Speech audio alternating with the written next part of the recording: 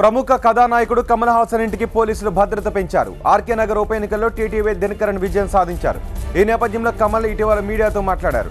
దినకరన్ ఓట్లను కొని ఎన్నికల్లో నెగ్గారని ఆరోపించారు. ఎమ్మెల్యేను దొంగతో పోల్చుతూ విమర్శించారు. దీంతో కమల్కి వ్యతిరేకంగా కోయంబత్తూరు జిల్లా కోర్టులో దినకరన్ వర్గానికి చెందిన ఒక వ్యక్తి పిటిషన్ వేశారు. కమల్ తన వ్యాఖ్యలతో దినకరన్ పరువు నష్టం కలిగించినందుకు ఆయనపై చర్యలు తీసుకోవాలని పిటిషనర్ పేర్కొన్నారు. జనవరి 12న కోర్టు ఈ పిటిషన్ను పరిశీలించనుంది. ఈ నేపథ్యంలో అల్వార్పేటలోని కమల్ ఇంటికి పోలీసులు భద్రతను పెంచారు. ఆయన ఇంటి ముందు ఆందోళన చేస్తామని దినకరన్ అనుచరులు బెదిరించడంతో భద్రత పెంచినట్టుగా తెలుస్తోంది. అయితే దీనిపై కమల్ స్పందిస్తూ తనపై కేసులు నమోదైతే వాటిని ఎదుర్కోవడానికి సిద్ధంగా ఉన్నానని చెబుతున్నారు. దినకరన్కు సరైన సమాధానం ఇస్తానంటున్నారు కమల్ హాసన్.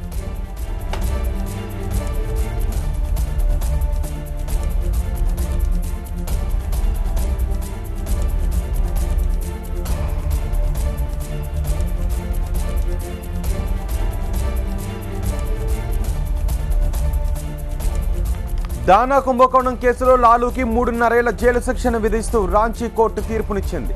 5 లక్షల రూపాయల జరిమానా విధించింది. మరో నిందితుడు జగన్నాథ్ మిశ్రాను కోర్టు నిర్దోషిగా ప్రకటించింది. లాలూతో పాటు 7గురికి శిక్ష విధించింది రాంచీ సిబిఐ కోర్టు.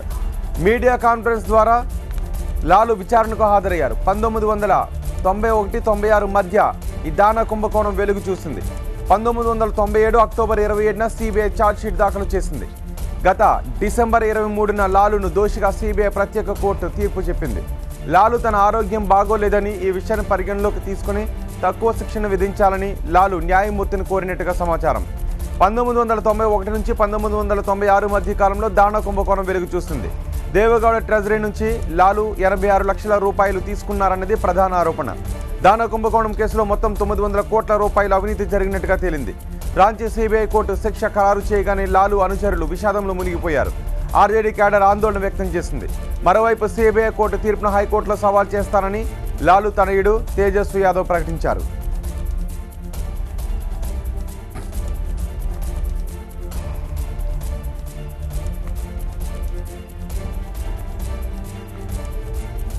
ముంబై కమలా మిల్స్ అగ్ని ప్రమాద ఘటనపై అధికారులు నివేదిక సమర్పించారు. ఈ ఘటన మానవ తప్పిదం వల్లనే జరిగిందని తేల్చారు. కమలా మిల్స్ సముదాయంలో ఓ బిల్డింగ్ టెర్రస్ పై తాత్కాలికంగా ఏర్పాటు చేసిన వన్ అబౌవ్ పబ్ నుంచే మంటలు వ్యాపించాయని తేల్చారు. వన్ అబౌవ్ పబ్లో వెదురు కర్రలు, ప్లాస్టిక్ షీట్, కాటన్తో ఎక్కువ శాతం నిర్మాణం ఉండటంతో మంటలు త్వరగా వ్యాపించాయి. ఆ సమయంలో ఓ బౌన్సర్ అక్కడ ఉన్న వారిని రక్షించడం కోసం బాత్రూంలోకి వెళ్లమన్నాడు. బాత్రూంలోకి వెళ్లిన వారంతా ఊపిరాడక అక్కడికక్కడ చనిపోయారు. వారిలో బౌన్సర్ కూడా ఉన్నాడు. ఈ కేసులో పబ్ ఓనర్ని, పార్ట్నర్లను అరెస్ట్ చేశారు పోలీసులు. మొత్తం 14 మంది ఈ ఘటనలో చనిపోయారు. జమ్మూ కాశ్మీర్లో జరిగిన ఓ పేలుడులో 9 పోలీసులు చనిపోయారు. సోపోర్లో ఈ పేలుడు జరిగింది. శక్తివంతమైన ఐఈడీ పేలడంతో సోపోర్లో మార్కెట్ దగ్గర 9 పోలీసులు చనిపోయారు. దీంతో పోలీసులు, ఆర్మీ అధికారులు అప్రమత్తమయ్యారు. ఇప్పటికే బోర్డర్లో పాకిస్తాన్కు సంబంధించిన పేలుడు పదార్థాలను వెలికి తీస్తున్నారు. తాజాగా ఐఈడీ పేలుడుతో మరోసారి ఉలిక్కిపడ్డారు సరిహద్దు గ్రామస్తులు. గతంలో 2015లో కాశ్మీర్లో ఐఈడీ పేలుడు ఘటన జరిగింది.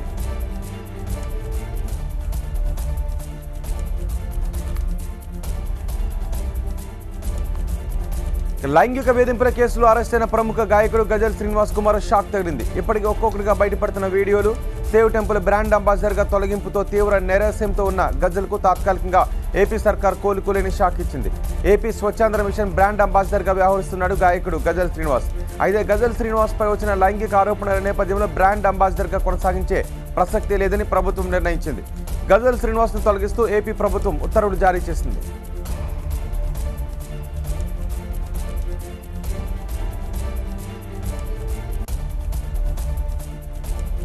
విజయవాడ నగర శివార్లలో ఉన్న సూరంపల్లిలో ఒక మెటల్ ఫ్యాక్టరీలో ఘోర అగ్ని ప్రమాదం సంభవించింది. ప్రమాదంలో 2 చనిపోయారు. మరో 7 తీవ్రంగా గాయపడ్డారు. వీరిలో 3 పరిస్థితి విషమంగా ఉంది. బాయిలర్ పేలడం వల్లే ఈ ప్రమాదం జరిగినట్టుగా తెలుస్తోంది. పేలుడు ధాటికి పెద్ద ఎత్తున మంటలు వ్యాపించాయి. 100 మంది భయంతో పరుగులు తీశారు. జిఎస్ఎల్ఐ కంపెనీలో బాయిలర్ పేలడంతో ఈ ప్రమాదం జరిగింది. మృతులను ముబారక్, శివశంకర్గా గుర్తించారు. ఈ ప్రమాదంలో గాయపడిన మరో 7 కార్మికులను గొల్లపూడి ఆంధ్ర హాస్పిటల్కు తరలించారు. గాయపడిన వారిలో 4 బీహార్కు చెందిన వారిగా గుర్తించారు. పరిశ్రమలో ఒక్కసారిగా మంటలు చెలరేగి క్షణాల్లో అంతటా వ్యాపించాయి. దీంతో సంఘటనా స్థలానికి చేరుకున్న అగ్నిమాపక సిబ్బంది మంటలను అదుపులోకి తెచ్చాయి. బాయిలర్లో తలెత్తిన సాంకేతిక సమస్య కారణంగానే ప్రమాదం జరిగిందని భావిస్తున్నారు. అయితే ఫ్యాక్టరీ యాజమాన్యం నిర్లక్ష్యం కారణంగానే ప్రమాదం జరిగిందని కార్మికుల బంధువులు ఆరోపిస్తున్నారు.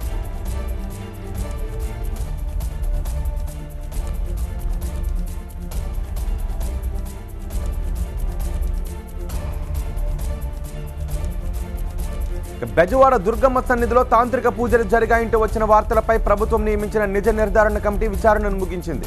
నివేదిక ముఖ్యమంత్రి కార్యాలయానికి చేరింది. ఆలయ ప్రధాన అర్చకులు బద్రీనాథ్తో పాటు 40 మంది అర్చకులను విచారించారు. ఆలయ ఈఓ సూర్యకుమార్ని కూడా కమిటీ విచారించి వివరాలు రాబట్టింది. విజయవాడలోని సీఎం క్యాంప్ ఆఫీస్లో ముఖ్యమంత్రి చంద్రబాబు దుర్గగుడి ఆలయ వివాదంపై సమీక్షించారు. నివేదికను పరిశీలించిన ముఖ్యమంత్రి చంద్రబాబు ఈఓ పనితీరుపై ఆగ్రహాన్ని వ్యక్తం చేశారు. వెంటనే సూర్యకుమార్ని ఈఓ బాధ్యతల నుంచి తప్పిస్తూ తదుపరి విచారణ కొనసాగించాలని ఆదేశించారు. దుర్గగుడి ఇన్ఛార్జ్ ఈఓగా దేవాదాయ శాఖ కమిషనర్ అనురాధను నియమిస్తున్నట్టుగా దేవాదాయ మంత్రి మాణిక్యాలరావు వెల్లడించారు. ఆలయంలో నిర్వహణ లోపాలు స్పష్టంగా కనిపిస్తున్నట్టు ప్రభుత్వం అభిప్రాయపడుతోందన్నారు. ఈఓగా సూర్యకుమార్ ఇక్కడే ఉంటే విచారణ కొనసాగదని, అందుకే తాత్కాలికంగా విచారణ కొనసాగించాలని సీఎం నిర్ణయించినట్టుగా మాణిక్యాలరావు తెలిపారు.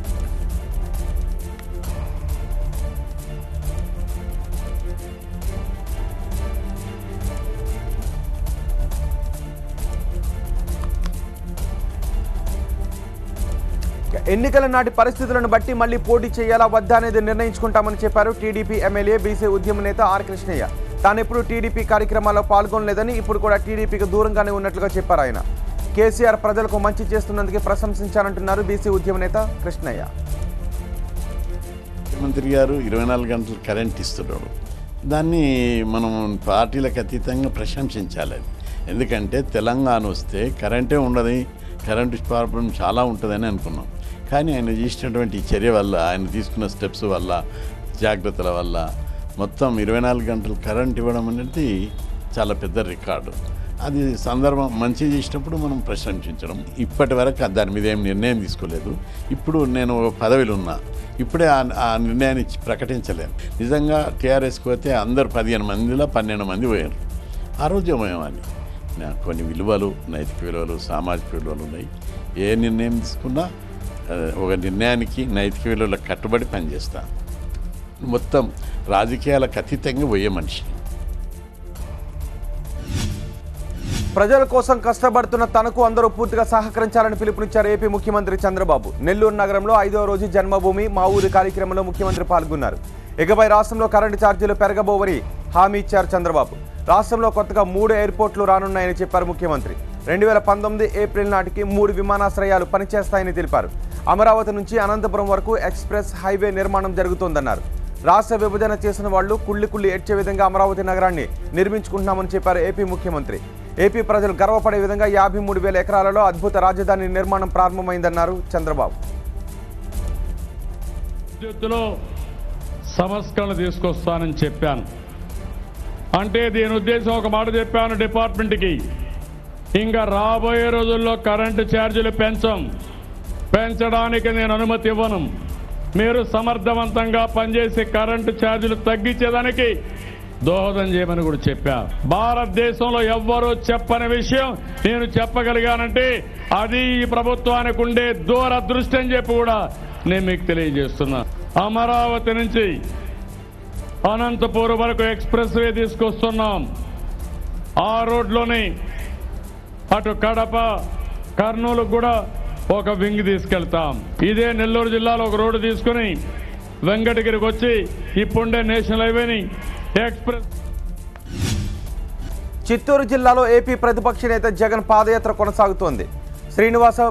శనివారం శ్రీనివాసపురం, చల్లావారిపల్లి మీదుగా కల్లూరు వరకు వైఎస్ జగన్ ప్రజా సంకల్ప యాత్ర నిర్వహించారు.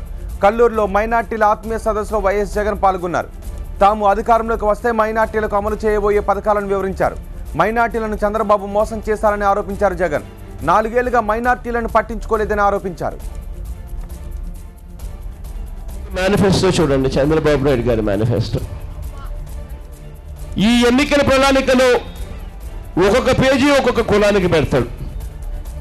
ప్రతి కులము, ప్రతి మతము ఎలా మోసం చేయాలో రీసెర్చ్ చేసిన వ్యక్తి ఎవరైనా ఉన్నారు అని అంటే అది చంద్రబాబు నాయుడు గారు అని చెప్పచ్చు. పత్రికాల సోదరులు చంద్రబాబు నాయుడు గారిని, అయ్యా ఎన్నికలప్పుడు నువ్వు చెప్పిన మాట మమ్మల్ని ఎస్టీలుగా చేరుస్తానన్నావు, మమ్మల్ని ఎస్టీలుగా ఎందుకు చేర్చడం లేదు అని చెప్పి అడిగితే చంద్రబాబు నాయుడు గారు ఏమన్నారో తెలుసా? తోలు తీస్తా అన్నాడు. తాట వలుస్తాడట. ముఖ్యమంత్రి హోదాలో ఉండి ఇవాళ భయపడిస్తా ఉంటే నిజంగా రాజకీయాలు ఎక్కడున్నాయని చెప్పి నేను అడుగుతా ఉన్నాను. దేవాలయాల్లో జరిగిన తాంత్రిక పూజలపై సిట్టింగ్ జడ్జితో విచారణ జరిపించాలని డిమాండ్ చేశారు వైసీపీ నేత అంబటి రాంబాబు. తూతూ మంత్రంగా విచారణ కమిటీలు నియమిస్తే వాస్తవాలు బయటకు రావన్నారు ఆయన. నారా లోకేష్ ముఖ్యమంత్రి కావాలని ఈ విధంగా తాంత్రిక పూజలు నిర్వహించారని ఆరోపించారు అంబటి రాంబాబు.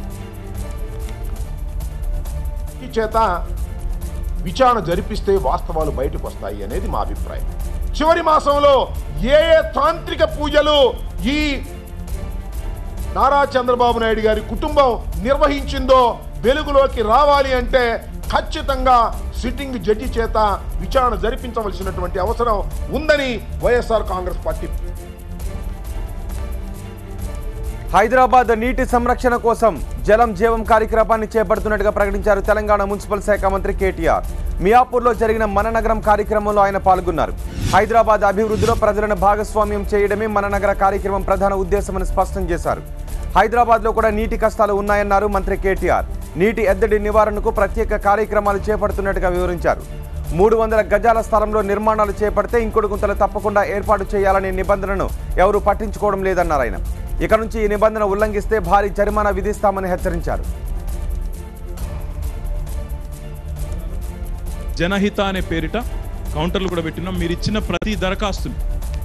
ప్రతి దరఖాస్తుని విధిగా అందులో మేము నమోదు చేసుకుని మీకు అక్నాలెడ్జ్మెంటు, మీ సమస్యకి సంబంధించిన ఒక నంబర్ కూడా ఇచ్చి దాన్ని ఫాలో అప్ చేసే బాధ్యత కూడా మాది అని చెప్పి కూడా ఈ వేదిక ద్వారా నేను తెలియజేస్తా ఉన్నాను. అంటే ఇదేదో మీతో వేదిక మీద ఉన్న వాళ్ళం 4 స్పీచ్లు చెప్పిపోయే కార్యక్రమం కాదు.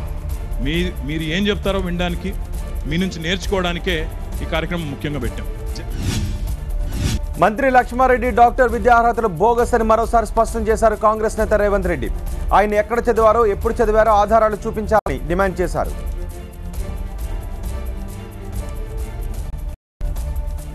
లక్ష్మారెడ్డి గారు 87లో పాస్ అయిందా, 88లో పాస్ అయిందా?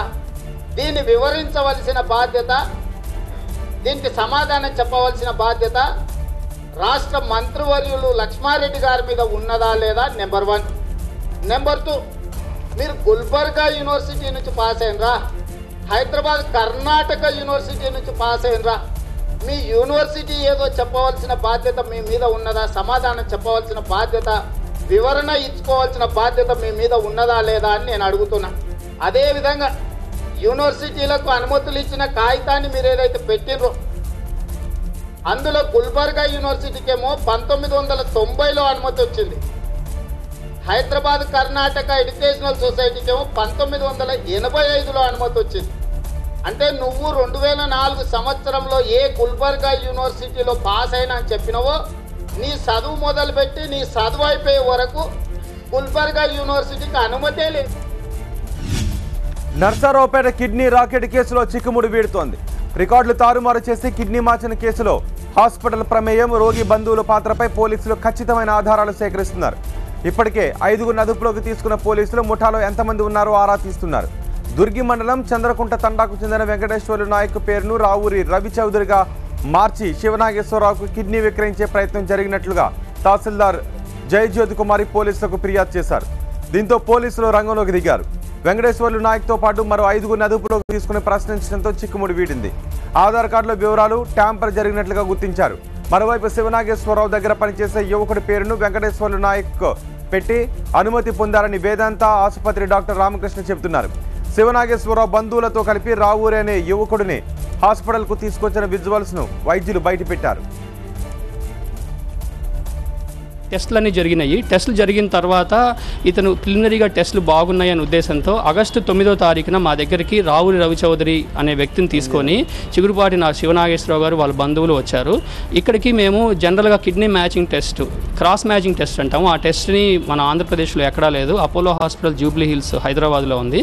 సో ఒకే టైంలో శివనాగేశ్వరరావు గారిది, తర్వాత రావూరి రవి చౌదరి అనే పేరుతో వ్యక్తిని తీసుకొచ్చిన ఇద్దరికి ఒకేసారి బ్లడ్ శాంపుల్ తీసుకొని మేము హైదరాబాద్ పంపించడం జరిగింది.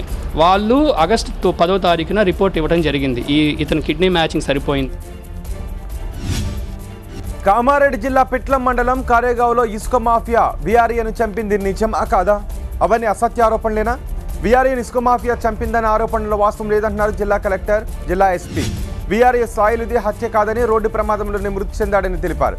విఆర్ఏను కావాలని ఇసుక మాఫియా హత్య చేసిందన్న బంధువుల ఆరోపణలు నిజం లేదంటున్నారు.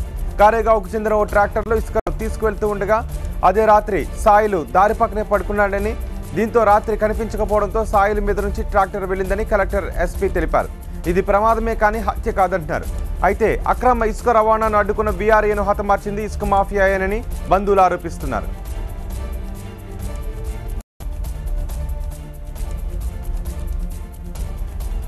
హిట్ అండ్ రన్ కేసు కాదు.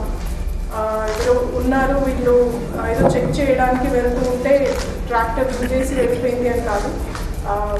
After examination of the scene of offence and other circumstantial evidence తను డిసీజ్డ్ అక్కడ పడుకొని ఉన్నాడు. Is in a laying down position.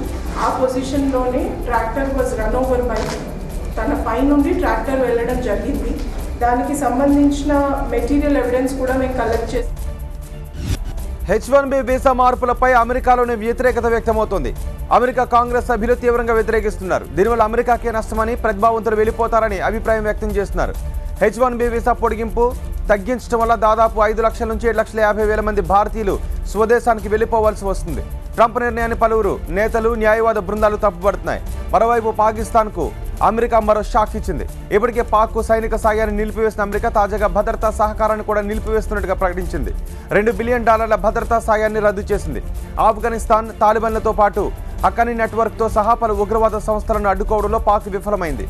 అందుకే అన్ని రకాల సైనిక సాయాలను నిలిపివేస్తున్నట్టుగా అమెరికా ప్రకటించింది.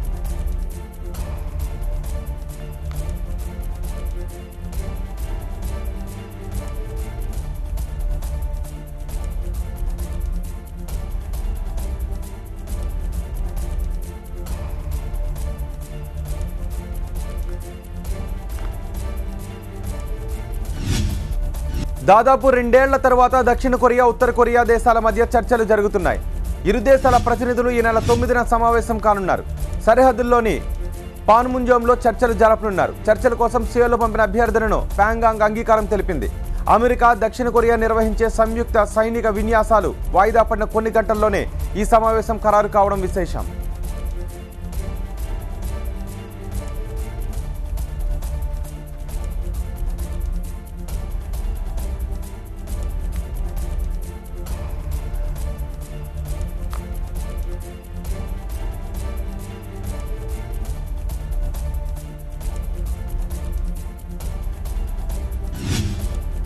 దక్షిణాఫ్రికాలో జరిగిన రైలు ప్రమాదంలో 18 మంది చనిపోయారు. మరో 260 మందికి తీవ్ర గాయాలయ్యాయి.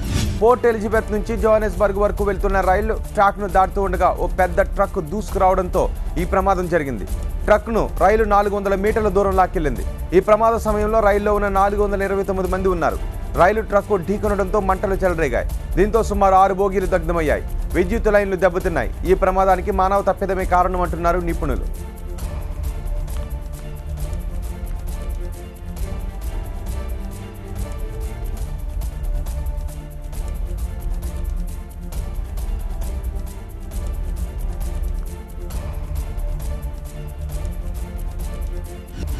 అమెరికాను మంచు తుఫాను మళ్లీ ముంచెత్తింది. అలబామా నుంచి వర్జీనియా వరకు సుమారు 20 రాష్ట్రాల్లో మంచు తుఫాను పెను ప్రభావాన్ని చూపిస్తోంది.